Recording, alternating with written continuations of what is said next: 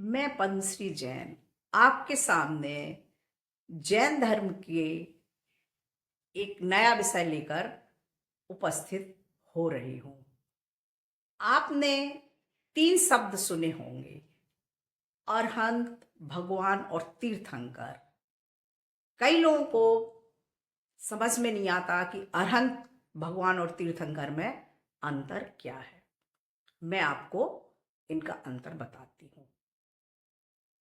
अरहंत पूर्ण ज्ञानी होते हैं, इनको केवल ज्ञान प्राप्त होता है।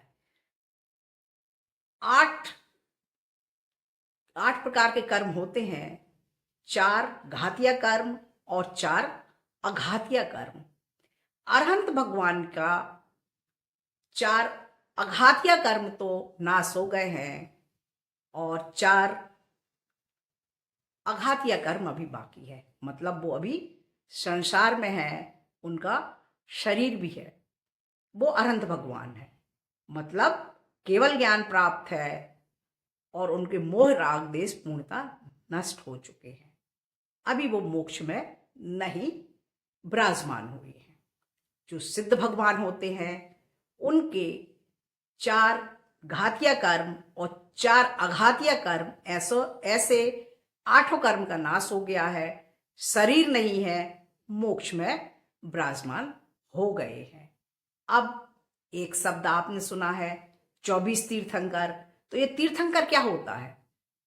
तीर्थंकर वो अरहंत अवस्था ही है, मतलब पूर्ण ज्ञान है, मोह राग देश का पूर्णता नष्ट हो गया है और 4 घातीय कर्म नष्ट हो गए हैं, 4 अघातीय कर्म बचे हैं क्योंकि उनका शरीर है।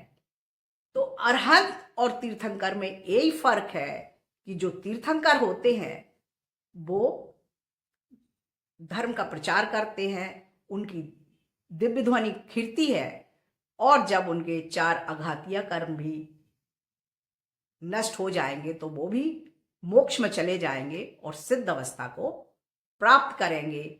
आपको तीनों का अंतर अवश्य समझ में आया होगा। यदि आपको समझ में आया है तो आप कमेंट बॉक्स में लिखें, और यदि आपको अंतर नहीं समझ में आया है तो वो भी आप बताएं, जिससे कि मैं इस तरीके से आपको और अच्छी तरीके से वीडियो बनाकर स्पष्टीकरण कर सकूं। जय जिनेंद्र।